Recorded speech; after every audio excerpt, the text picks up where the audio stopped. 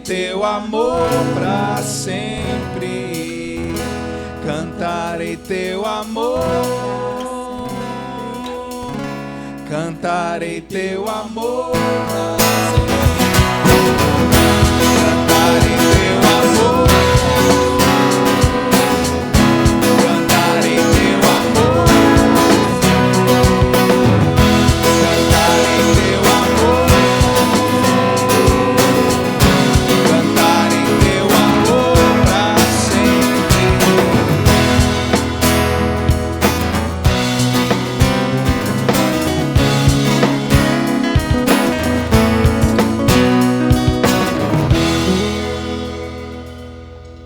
Em qualquer tempo, em qualquer situação, louvemos ao Senhor.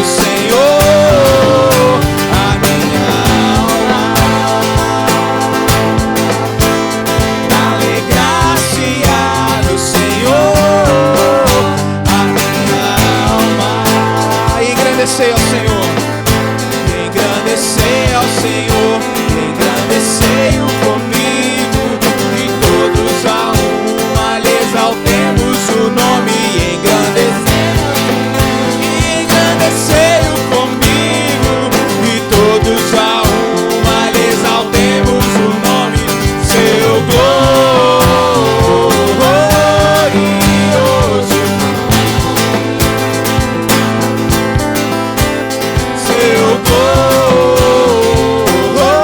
Glorioso nome. Em todo tempo eu louvarei ao Senhor, sempre estará nos meus lábios o teu louvor. Em todo tempo eu louvarei ao Senhor, sempre estará nos meus lábios o seu louvor. Alegrar-se-á no Senhor a minha alma, alegrar-se-á no Senhor a minha alma. Engrandeça ao Senhor, engrandecei ao Senhor, engrandecei-o comigo, e todos a uma lhe exaltemos o nome. Engrandecei ao Senhor, engrandecei-o comigo, e todos a uma lhe exaltemos o nome, seu glorioso, seu glorioso nome. Alegrar-se-á no Senhor, a minha alma. Alegrar-se-á no Senhor, a minha alma.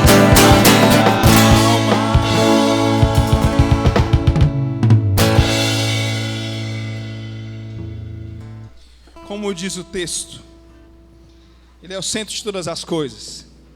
Ele é o princípio de todas as coisas. Por meio dele foram criadas todas as coisas.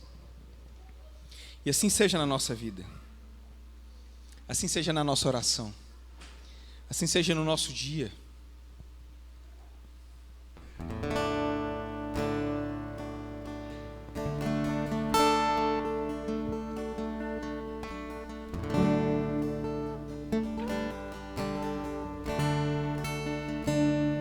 Em oração diante do Senhor.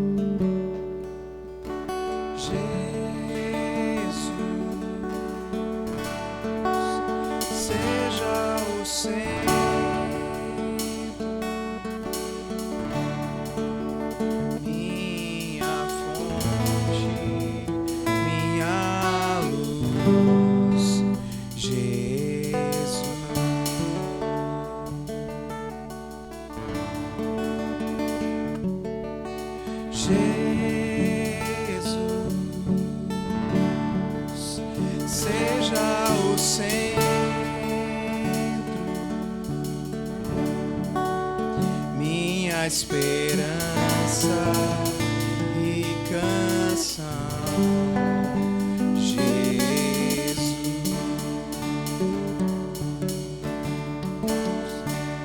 Seja o fogo em meu ser, seja o vento a soprar, a razão de viver, Jesus, Jesus.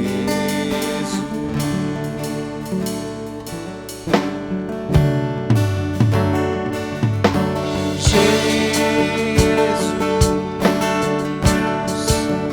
seja a visão,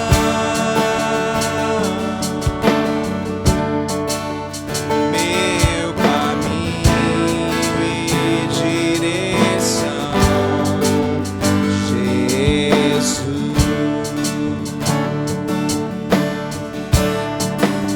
Seja o fogo em meu ser, seja o vento a soprar, a razão de viver, Jesus, Jesus. Seja o fogo, seja o fogo em meu ser, seja o vento a soprar, a razão de viver, Jesus, Jesus.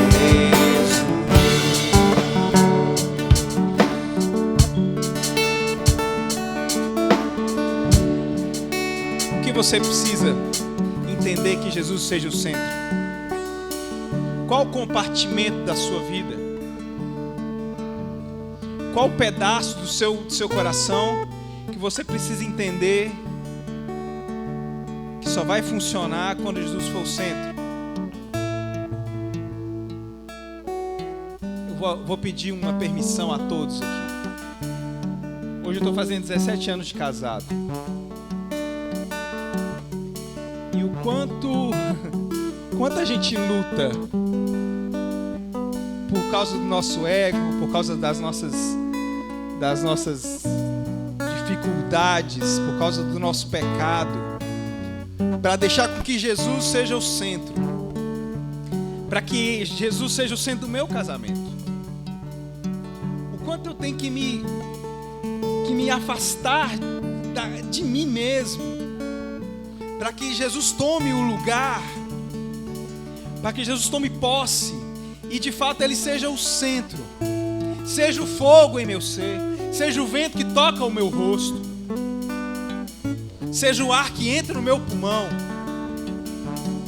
que Jesus seja o centro do meu casamento enquanto eu me relaciono com a minha esposa, que seja o centro da minha paternidade enquanto eu me relaciono com os meus filhos, seja o centro da minha profissão enquanto eu a exerço, que seja o centro do meu cântico enquanto eu canto. Não porque a musiquinha é bonitinha, não porque você sabe a letra de cor, porque ela é antiga, mas porque de fato é um anseio do seu coração, porque de fato é uma oração que rasga o seu peito em direção aos céus.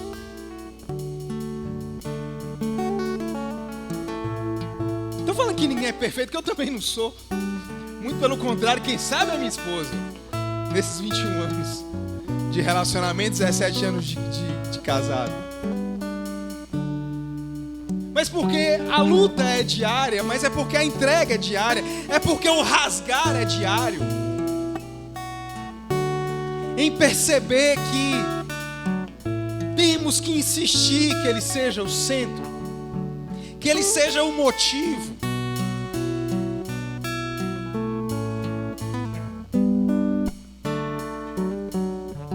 Quero te convidar a cantar mais uma vez.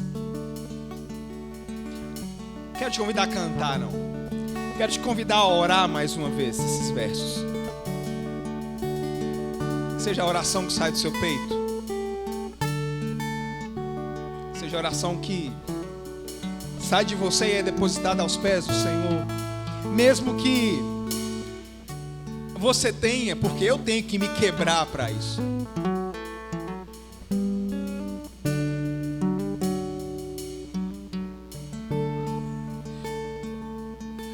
Jesus,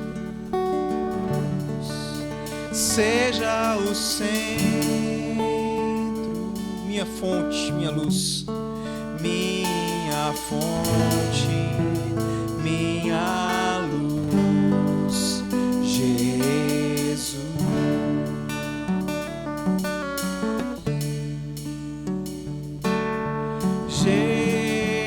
Jesus, seja o centro, minha esperança e canção, Jesus.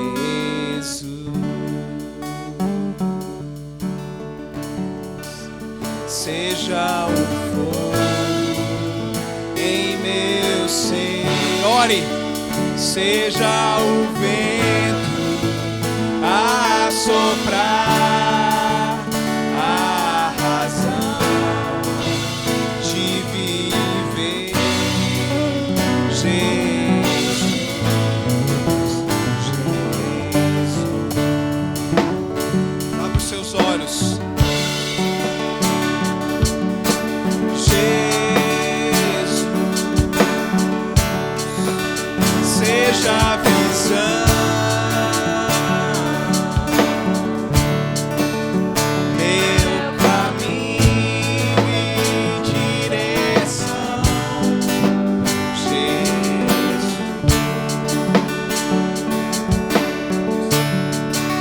Seja o fogo em meu ser, seja o vento a soprar, a razão de viver, Jesus, Jesus. Só a igreja canta o coro. Seja o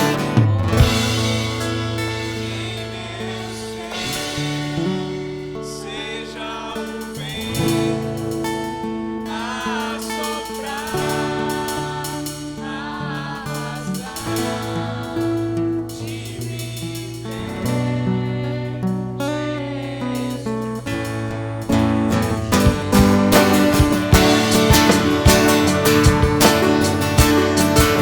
seja o fogo em meu ser, seja o vento a soprar, a razão de viver, Jesus,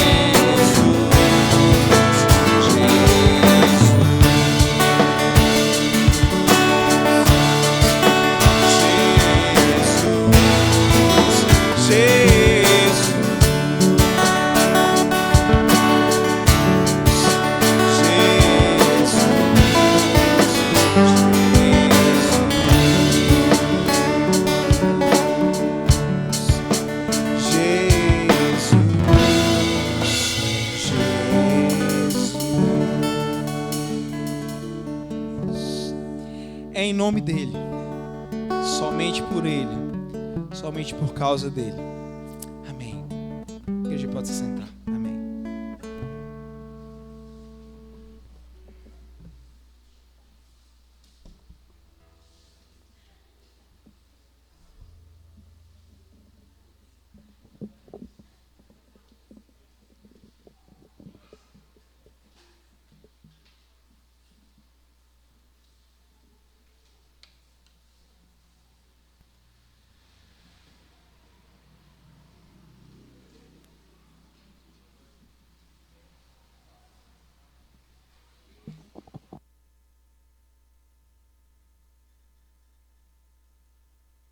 Quero convidar as crianças de 2 a 11 anos a estarem subindo. Tem culto infantil hoje. Tia Tamires, tia Cris.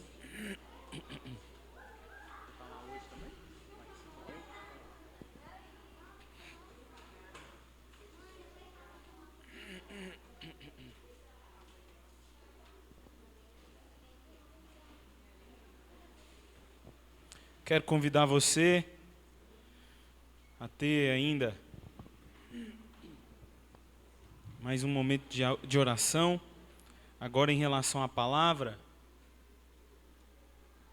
em relação a esse momento que nós vamos compartilhar aqui, eu queria que você orasse comigo. Vamos orar. Aquiete seu coração. Deixe o Espírito Santo de Deus falar contigo.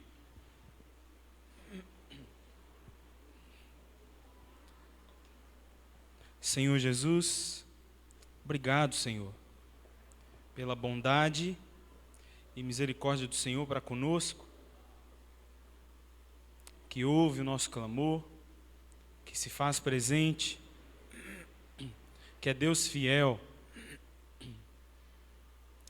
Pai, eu quero aproveitar esse momento tão oportuno diante da presença do Deus que é soberano sobre tudo e sobre todos, para clamar que o Senhor venha manifestar o seu poder nesse lugar, especialmente na vida e nos corações de todos aqueles que se quedam, que se humilham, que se rendem ao Senhor. Em nome de Jesus, como o Senhor nos ensinou a orar, nós oramos e clamamos, crendo que o Senhor pode fazer aquilo que nós não podemos fazer. Por isso oramos, por isso te agradecemos e por isso esperamos no Senhor. Em nome de Jesus, amém. Amém. Quero te convidar a abrir a Bíblia em Mateus capítulo 5.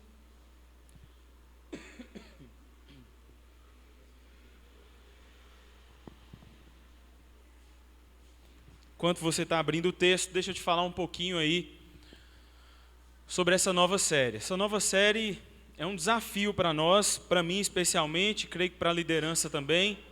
Alguns irmãos vão estar pregando conosco aí, mas eu acho que vai ser um desafio para todos nós. O nosso compromisso é trabalhar aí durante 57 dias, usando diversos textos do Sermão do Monte, não é?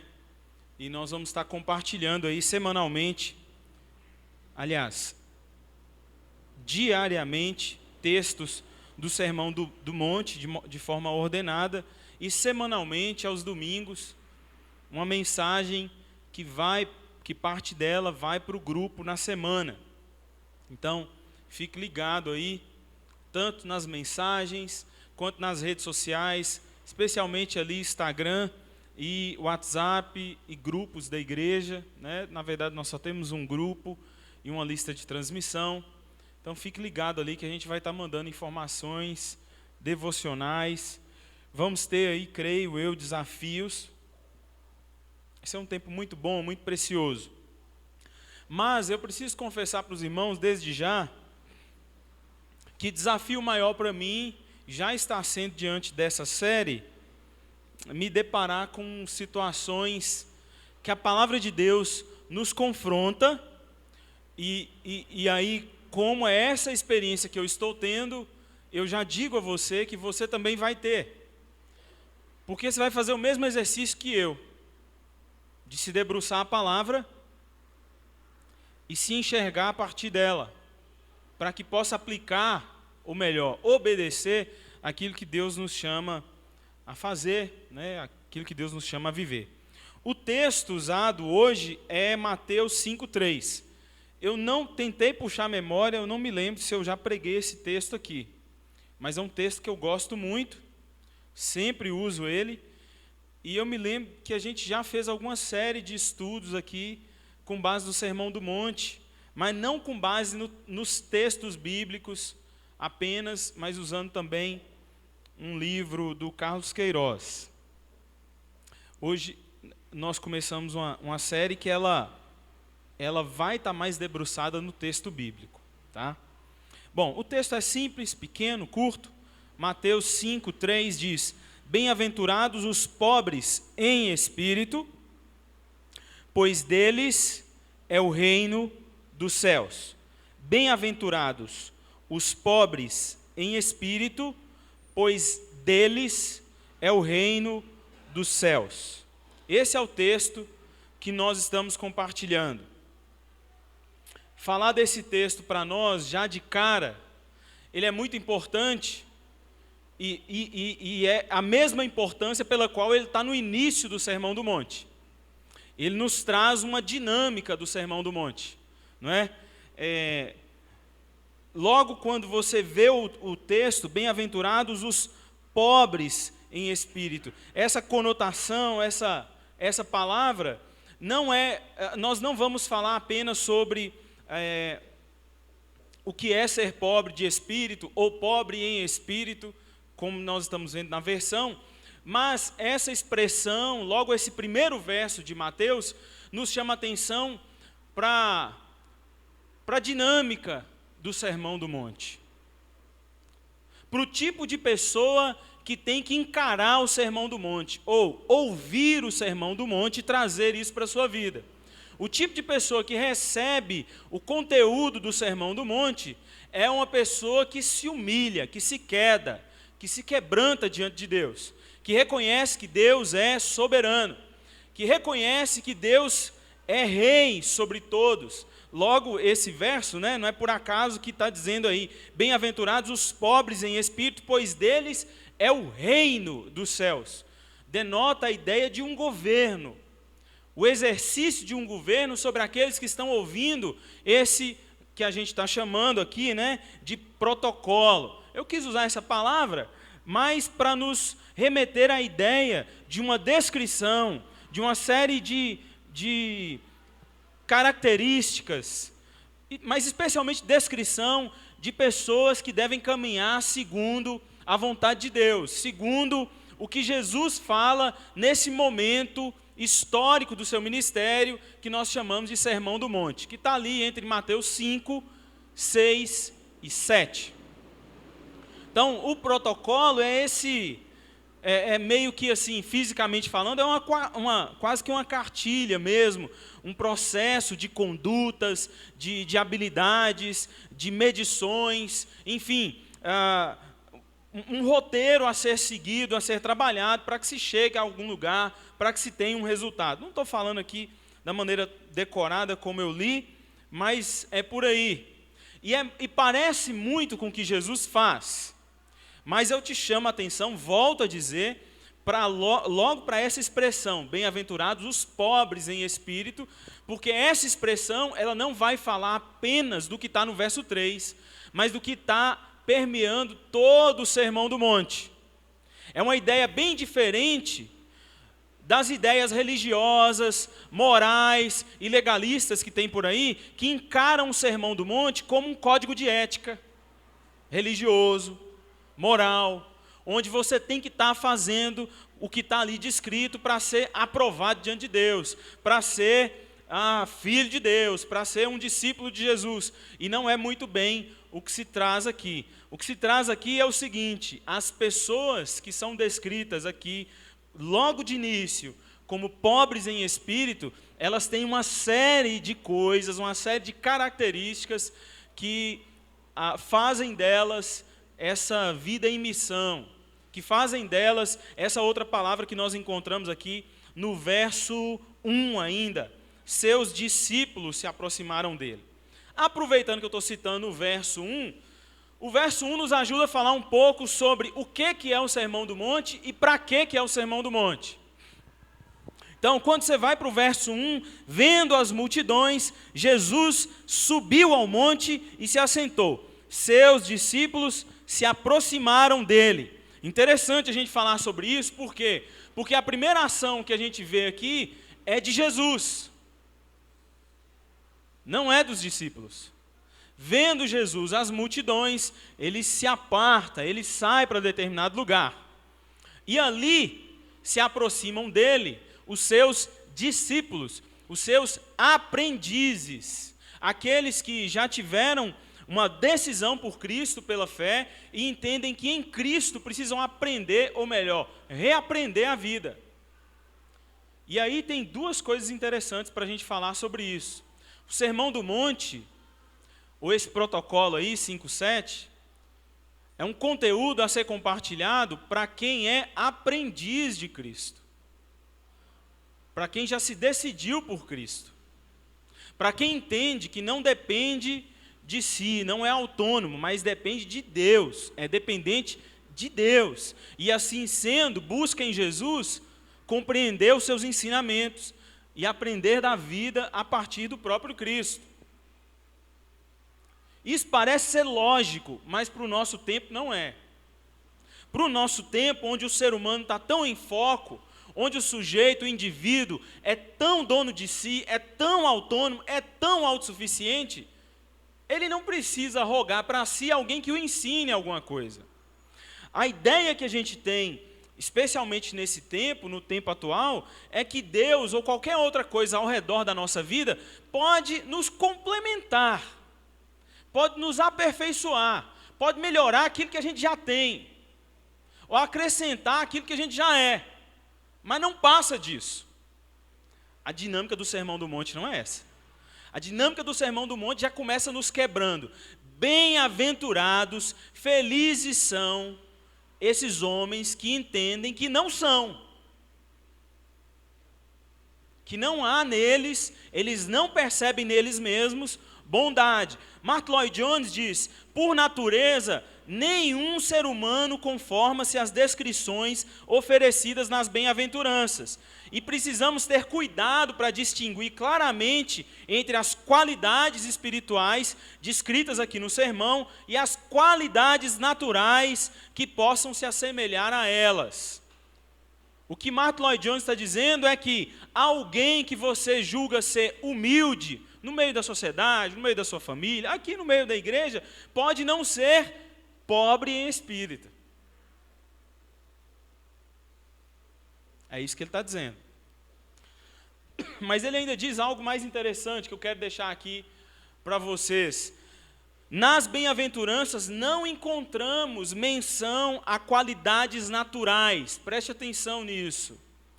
Pessoa alguma, por nascimento e natureza, apresenta tais características. Ou seja, protocolo 5:7 aí, o Sermão do Monte não é para quem está buscando performance. Domingo passado eu estava sentado com 2 pessoas após o culto. Tem que perder essa mania de ficar conversando com o povo até o culto. Domingo passado ficamos até 11 horas conversando. E a pergunta que mais girava era a seguinte: como que a gente faz para ser aprovado por Deus? Era a pergunta daqueles 2 jovens para mim. O que a gente tem que fazer? Porque tudo que eu preciso fazer, me lembrei do jovem rico, da passagem do jovem rico. Tudo que eu preciso fazer, eu já estou fazendo, eu vou à igreja, eu busco, eu tenho momentos, etc. Mas eu sei que está faltando algo. O que eu faço?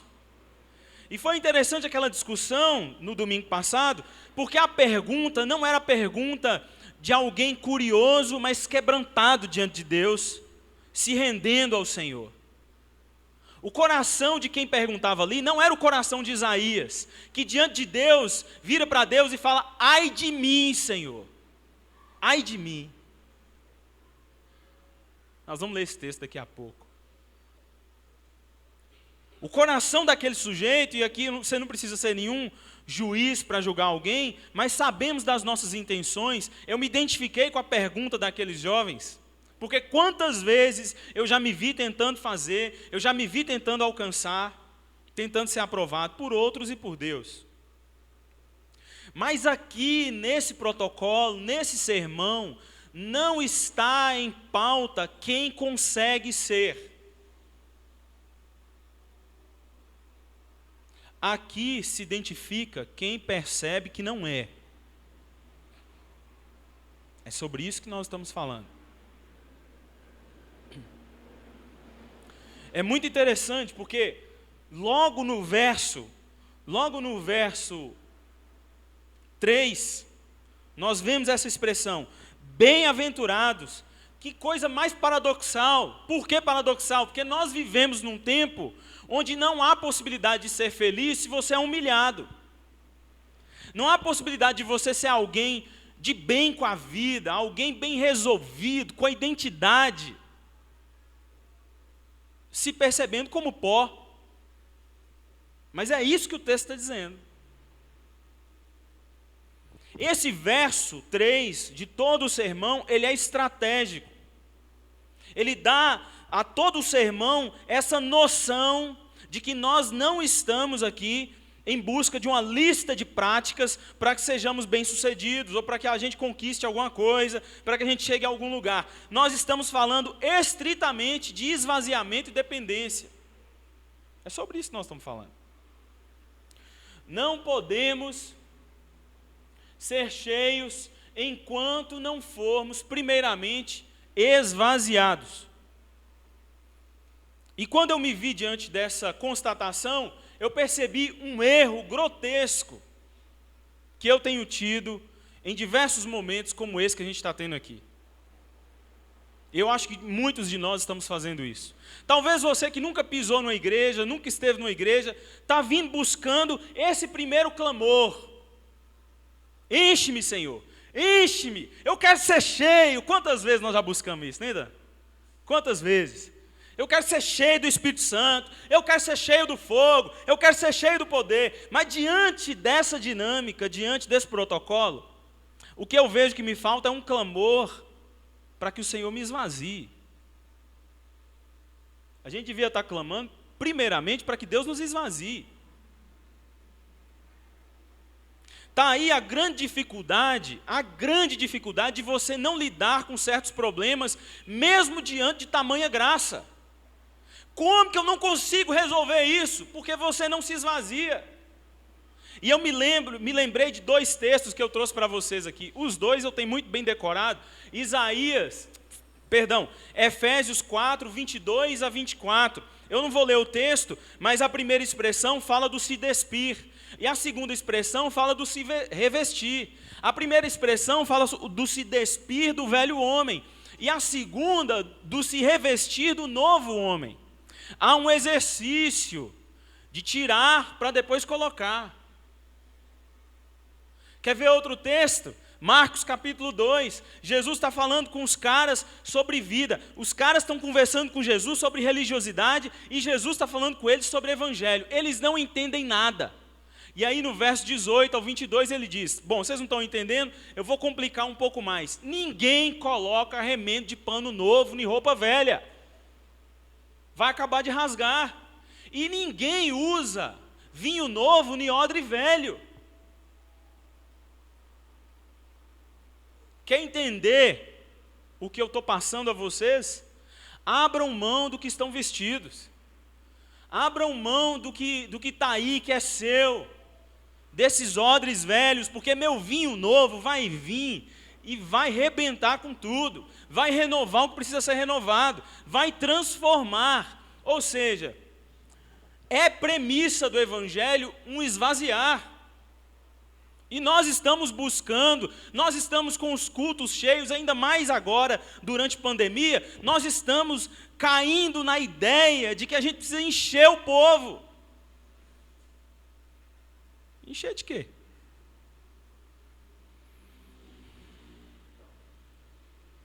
Encher de quê, irmãos?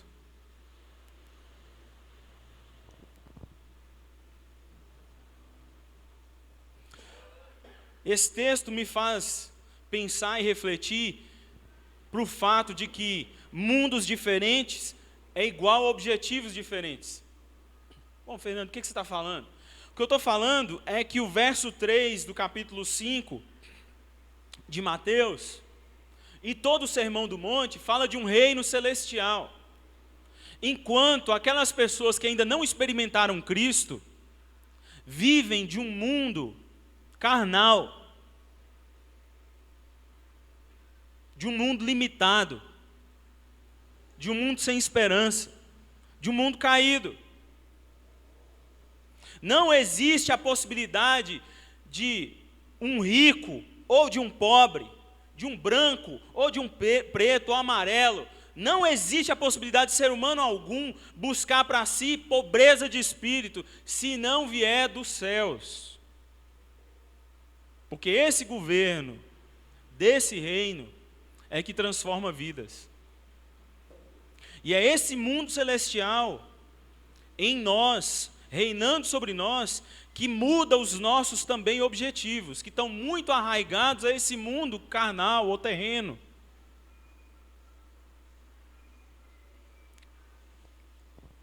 A Bíblia está nos ensinando aqui o seguinte: não se engane, não há bondade entre nós. O mundo é caído, só tem gente ruim. Dependa de Deus.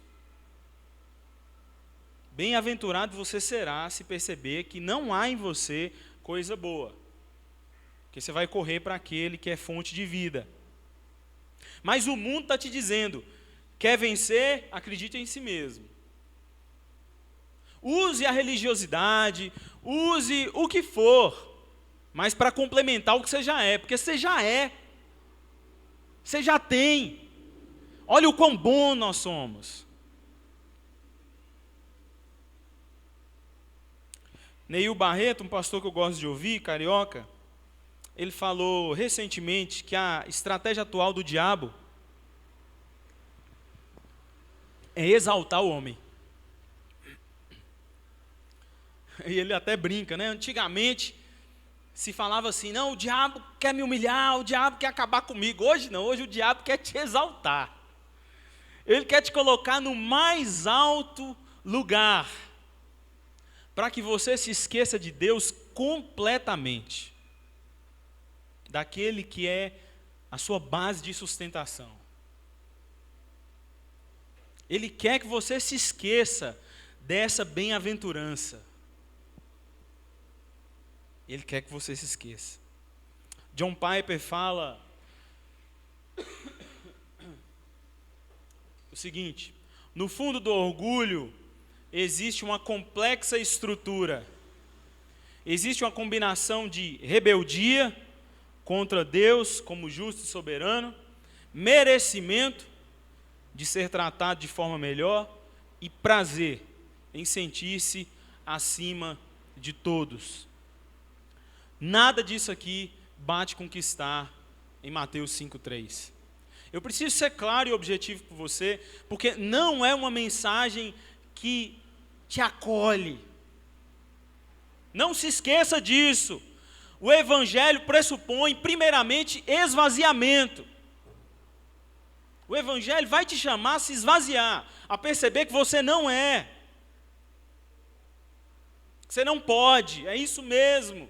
Num tempo onde está todo mundo falando que você pode, que você deve, o Evangelho está te falando que você não pode. Que você é dependente.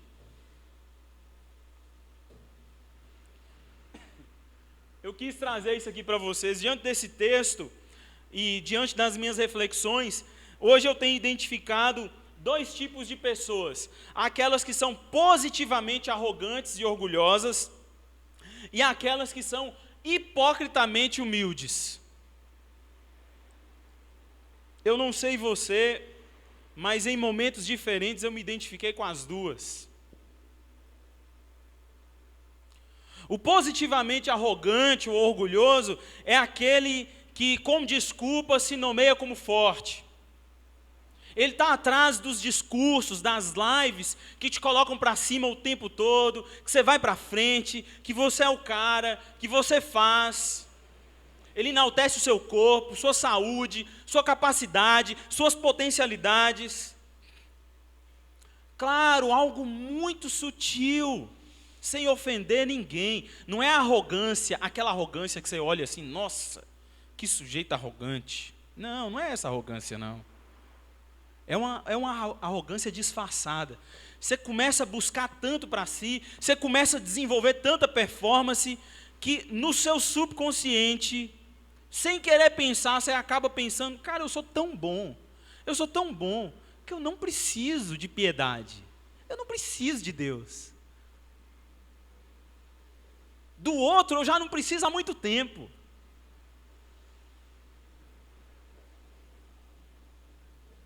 Eu tenho falado com alguns irmãos. Isso acontece muito no meio de igreja, é muito normal isso acontecer. Eu falo assim, olha, cuidado, quando você se afasta demais.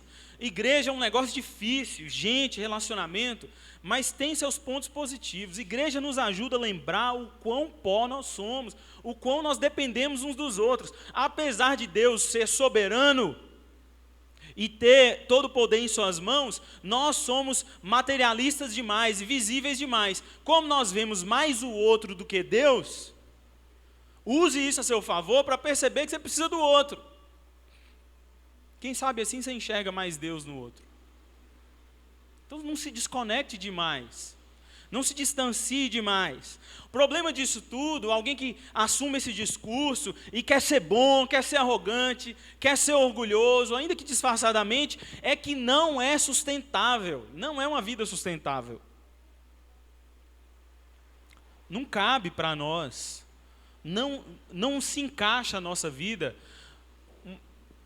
uma vida só de acertos, de vitórias, de arrogância. Nós somos caídos. Ontem a gente estava aqui, uma galera de jovens, foi um tempo muito bom, louvado seja Deus, os irmãos aí trabalharam, serviram, e foi perguntado alguma coisa assim, mais ou menos, como é que a gente pode manter a constância nesse tempo de pandemia, nesse tempo tão difícil. E eu falei ontem com a galera assim, falei assim, ó, não é possível manter. Nós somos inconstantes. Nós somos inconstantes.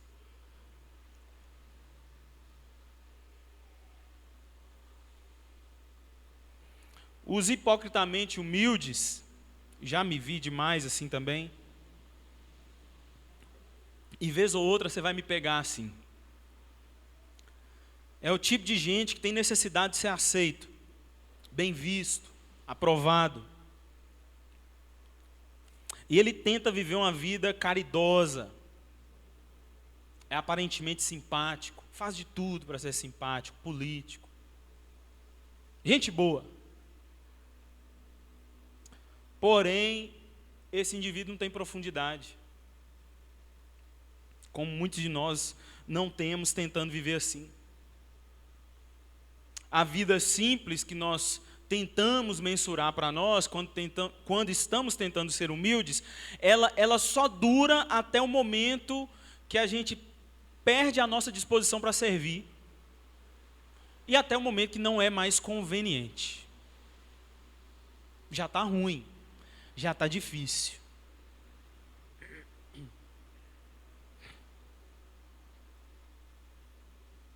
Mas, voltando para o texto, a gente entende agora, depois de conversar e compartilhar, que nós não estamos falando de esforço humano, de mérito, nós também não estamos falando de uma supressão da personalidade. Quando eu não entendia isso, eu vi alguns irmãos, alguns pastores, que a maioria de nós conhece, um Rodinon da vida, um Rosifran da vida, e eu falava assim, cara, eu nunca vou ser assim. Nunca vou ser humilde. Isso tem nada a ver com humildade. Tem nada a ver com humildade. Eu me lembro de uma vez conversando com o Rosifran, e o Rosifran falava isso comigo, falou assim, olha, entenda uma coisa, Deus quer fazer de você quem você é, sendo o cara que Ele fez. É isso. Pedro, mesmo sendo aquele cara valentão, corajoso, ousado, diante de Jesus, ele fala, Senhor, retira-te de mim, porque eu sou pecador. Paulo, um homem que lutou a vida inteira com seu orgulho, mas você vê um dos textos mais maravilhosos das suas cartas, no momento onde ele está sendo extremamente humano, ao passar ensino para Timóteo, dizendo sobre a vida, sobre o que de fato tem valor, sobre o que de fato vale a pena. Não tem nada a ver com personalidade. Tem um texto que eu trouxe aqui para nós, que é esse texto que eu falei que eu ia citar. Que texto que representa bem, não é? Essa noção apresentada aqui nesse protocolo. Isaías, diante de Deus, diz: ai de mim, eu estou perdido, pois eu sou homem de lábios impuros e vivo no meio de um povo de lábios impuros, e os meus olhos viram o Rei, o Senhor dos Exércitos.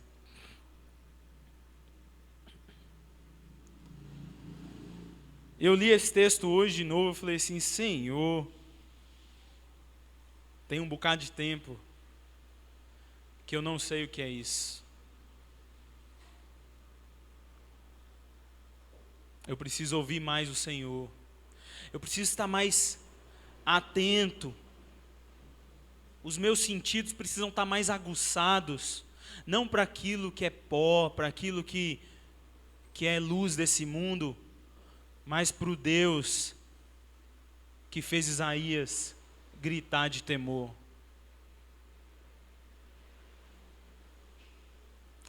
Parece ser contraditório, mas para mim não há nada contraditório num momento como esse. Nós não estamos precisando de ser enchidos, nós estamos precisando de ser esvaziados de uma série de coisas que ofuscam os nossos olhos, ofuscam nossa visão.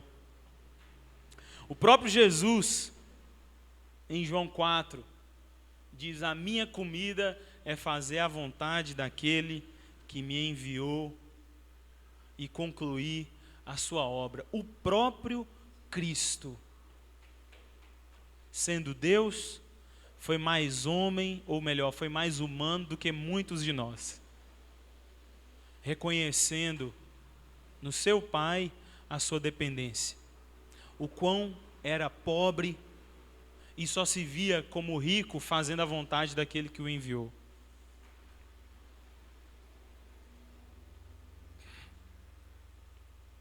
O livro do Carlinhos, ele faz essa citação que eu gosto demais. O pobre de espírito é aquele que vive na exclusiva e total. Vou ler de novo. O pobre de espírito é aquele que vive na exclusiva e total dependência de Deus. É totalmente despojado de tudo, menos de Deus.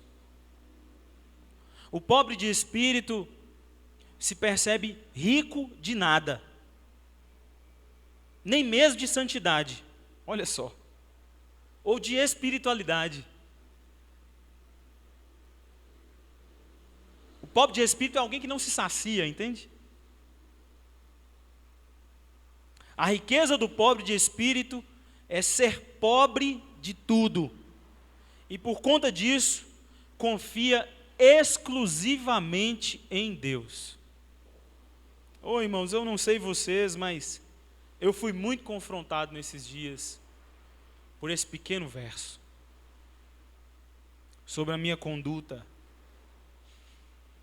sobre o meu relacionamento com Deus, que expressa muito, aliás, que se expressa muito nos meus relacionamentos com os outros. Por fim, irmãos, eu quero deixar um texto de Isaías também para nós. O mesmo profeta que grita é o profeta que diz, como boca de Deus: pois assim diz o alto e sublime, que vive para sempre e cujo nome é santo. Habito num lugar alto e santo, mas habito com um contrito e humilde de espírito, para dar novo ânimo ao espírito do humilde e novo alento ao coração do contrito. Que promessa de Deus! Irmãos, antes de orar,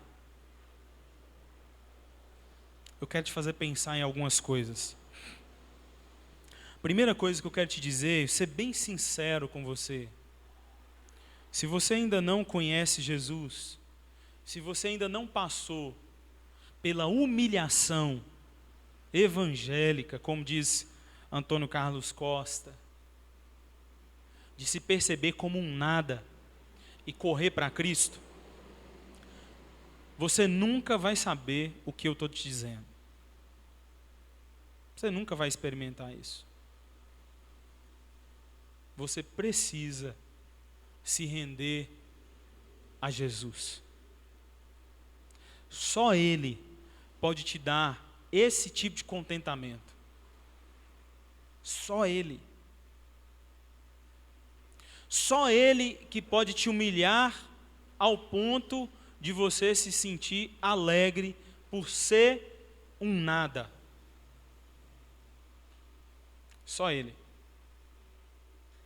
Parece ser ruim, mas não é.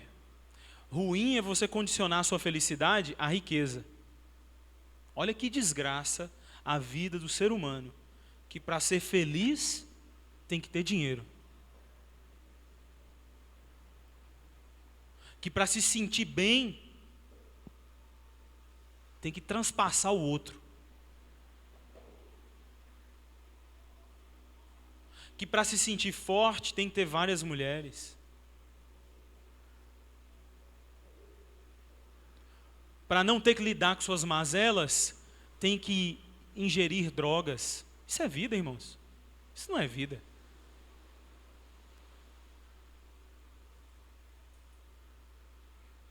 E a segunda coisa que eu queria dizer, a primeira é você que ainda não conheceu Jesus, você precisa conhecer, você precisa se render a Ele, ter essa experiência. A segunda é você que já conhece a Cristo e que se deparou com esse texto.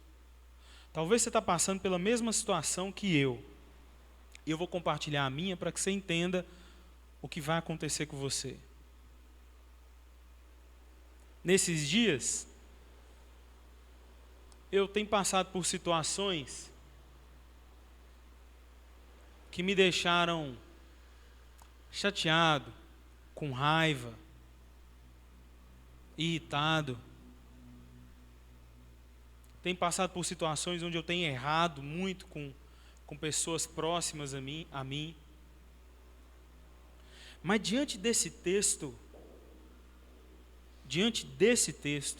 bem-aventurados os pobres em espírito, pois deles é o reino dos céus. Uma coisa ficou muito clara para mim. Muito clara. Não é fácil, mas ficou clara. E o que ficou claro foi: eu de fato não sou bom. Eu de fato sou muito pobre. Não há capacidade, não há suficiência aqui para que eu acerte onde eu preciso acertar. Para que eu conserte o que eu preciso consertar. Mas, se eu usar isso a meu favor, e é isso que eu quero que você entenda, se eu usar essa situação ruim, difícil, a meu favor, eu passo por essa humilhação necessária para chegar a um lugar de bonança, de governo de Deus, porque bem-aventurados são os pobres em espírito, pois deles é o reino dos céus.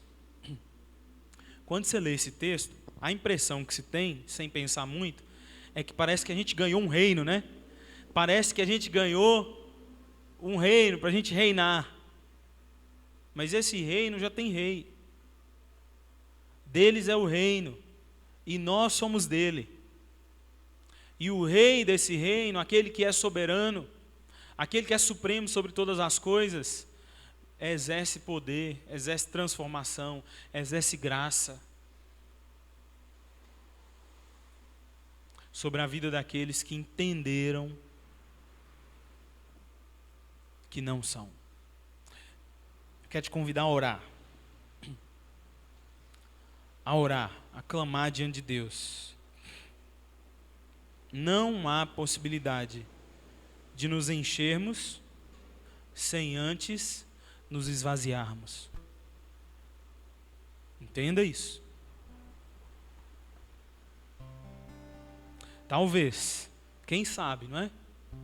Muito do que está acontecendo contigo no seu trabalho, em sua casa, todas essas limitações e fragilidades estão te dando a nota, estão te dizendo: você não dá conta. Se renda.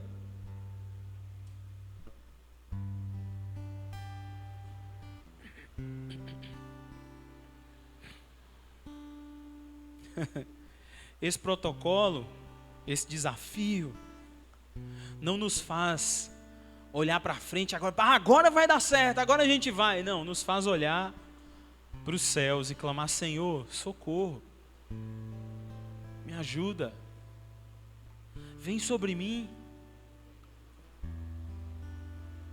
faz-me forte, sendo fraco. Traz contentamento para esse meu coração que parece um buraco negro. Essa é a oração do perdido, do humilhado, mas do rendido. Bem-aventurados são os pobres de espírito. Sobre eles o reino de Deus rompe.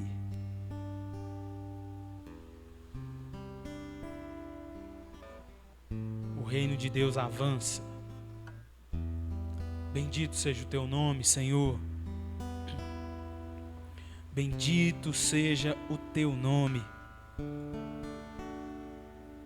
Oh, meu Deus, eu quero orar ao Senhor, eu quero falar contigo nessa noite. Eu preciso demais do Senhor. Preciso demais do Senhor. O Senhor tem me assistido nesses dias e visto quão pó eu sou. Eis-me aqui, Pai. Eis-me aqui, Senhor.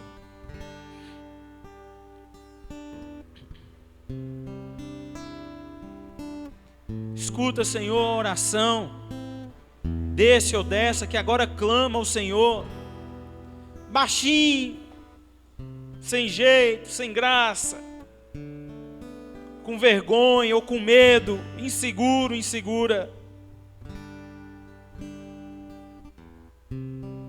Fala ao coração, Senhor, desse, dessa, como está na tua palavra: eu habito num lugar alto e santo, mas habito também com contrito e humilde de espírito, para dar novo ânimo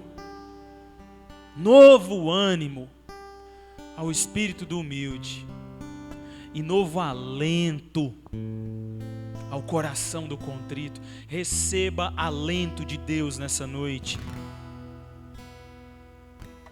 Receba alento de Deus nessa noite. Você, de espírito humilde, de coração contrito, receba alento de Deus nessa noite. Receba em nome de Jesus novo ânimo. E receba também em nome de Jesus uma consciência de que é Deus quem governa, de que é Ele quem autentica, quem aprova suas decisões e escolhas. Em nome de Jesus, Senhor, derrama mais temor sobre esse povo. Derrama mais consciência de pecado e mais consciência de graça. Em nome de Jesus, Senhor, que isso aqui não seja um momento de quebrantamento, seja a nossa vida, seja o nosso acordar diário. E que assim, com o espírito humilde, com o coração contrito, a gente possa ter mais sensibilidade para abrir os olhos e constatar: acordei mais um dia eu estou vivo. Eu vou glorificar Teu nome, Senhor. Que a gente esteja mais sensível pelo Espírito Santo de Deus, para que a gente peça perdão, para que a gente perdoe, para que nós sejamos graça e para que recebamos graça. Em nome de Jesus. Pai, está tão nítido agora. Está nítido, Senhor. Porque essa humilhação abre os nossos olhos, nos faz perceber um mundo real, que é o mundo espiritual, que é um mundo que não se limita a números, a limites, mas é um mundo governado pelo Deus de graça e misericórdia, que não está condicionado a vitórias ou derrotas.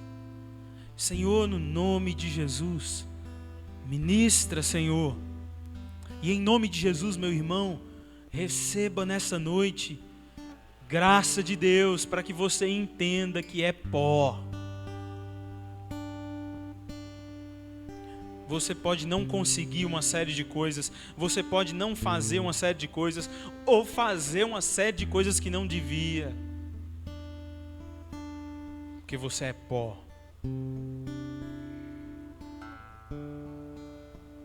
Mas está diante de você um Deus que te conserta, que te ama, que olha para você como olha para mim e fala: ei, Fernando, isso é difícil mesmo, viu? Mas vem cá, meu filho, vamos começar de novo. Vem cá, meu filho, deixa eu te tratar, deixa eu te ensinar de novo. Você esqueceu, né? Deixa eu te mostrar de novo aonde eu quero te levar, o que eu quero fazer com você. Seja pobre de espírito e os seus olhos vão se abrir para o meu reino. Em nome de Jesus nós oramos e te agradecemos, Senhor. Amém. Amém, irmãos. Eu quero dar 2 recados importantes aqui antes da gente terminar o culto. Muito importantes. Eu acho que eu não vou esquecer, não. Nós estamos crendo nesses dias que a gente está precisando ministrar uns aos outros. E eu pedi 2 irmãos aqui, 2 amigos do coração, que são amigos de muitos de nós aqui. Se você não conhece eles, você vai conhecer. A Deise está aqui, levanta a mão assim para mim, Deise. Você, mulher, preste atenção. Deise está nos ajudando a organizar. Nessa terça-feira, nós vamos fazer uma reunião de oração aqui na igreja. Que hora, Deise? 8 horas. Marido aí de plantão, se vira, libera sua esposa. Pai aí, libera sua filha. Enfim, Deise está chamando, está convidando mulheres para estar aqui nessa terça-feira. O que nós vamos estar fazendo aqui? Orando. Estou crendo que nós estamos precisando orar e ministrar uns aos outros.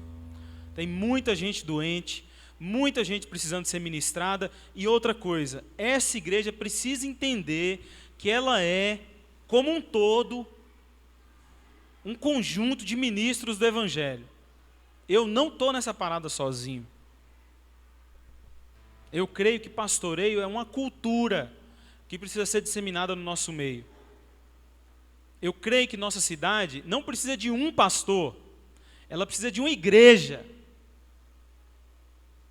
Então, eu preciso que os irmãos e as irmãs entendam isso. E pastoreio é o tipo de coisa que você entende com a mente e com os pés, com a mão, com a ação. Então, terça-feira, 8 horas da noite, nós não vamos insistir, nós só vamos marcar. Deise vai mandar mensagem aí, nós vamos pedir Débora também, da comunicação, para mandar.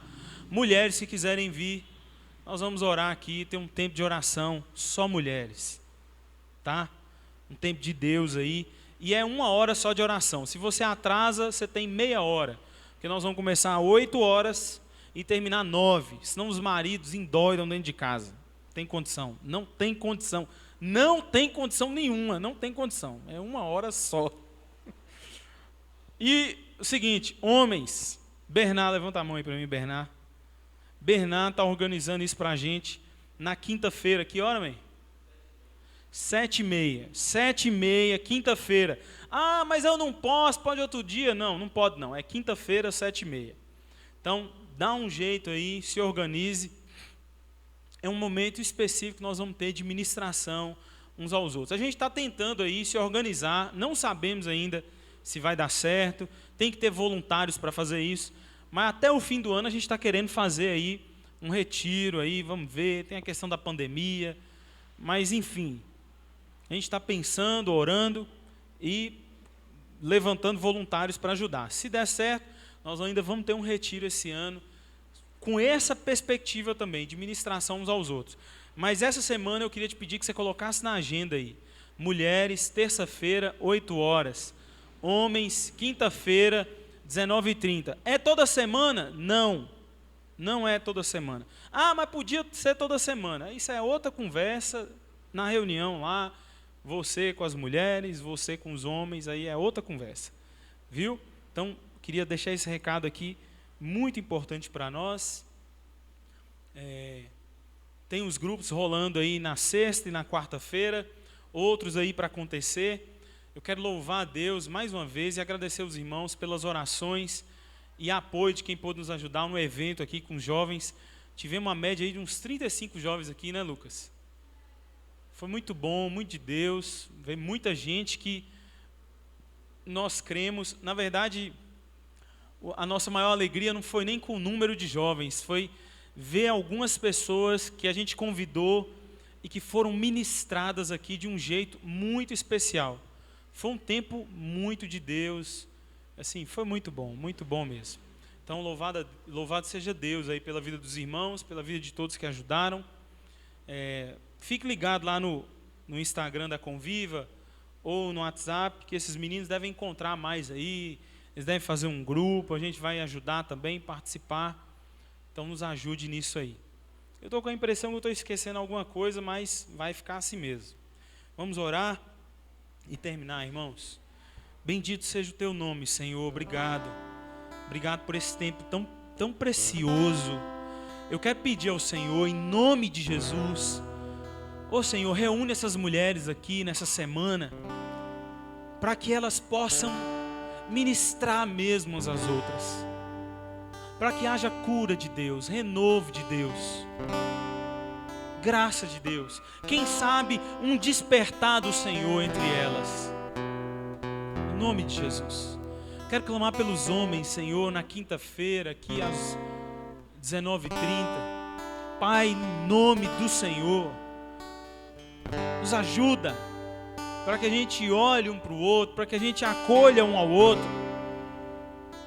para que a gente ministre um ao outro, e que sejamos uma igreja de fato, que ministra, que pastoreia, e assim estejamos prontos, aptos a ministrar os de fora, aqueles que precisam do nosso apoio, do nosso abraço, em nome de Jesus, em nome de Jesus, amém, amém. Meu irmão, antes de terminar, quase que eu esqueci, antes de ir embora, terminamos, Lucas, você queria falar a parada lá? Pode, moço? Ele tinha pedido a palavra, eu acho que era isso que eu tinha esquecido.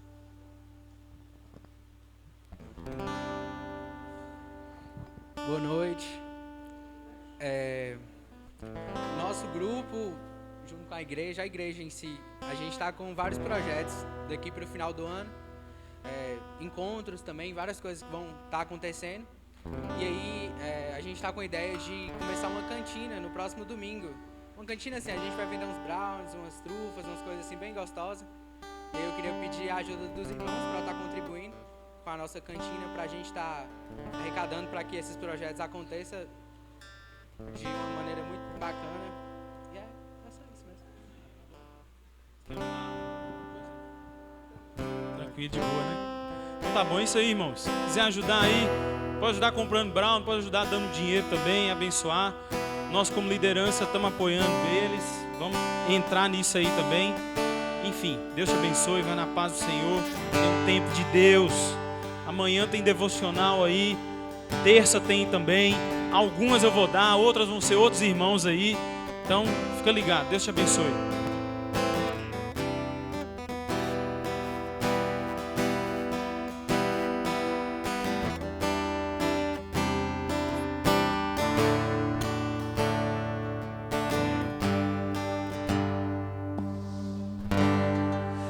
Posso dizer que posso fazer se não entregar-te, ó Deus, meu coração. Posso dizer, posso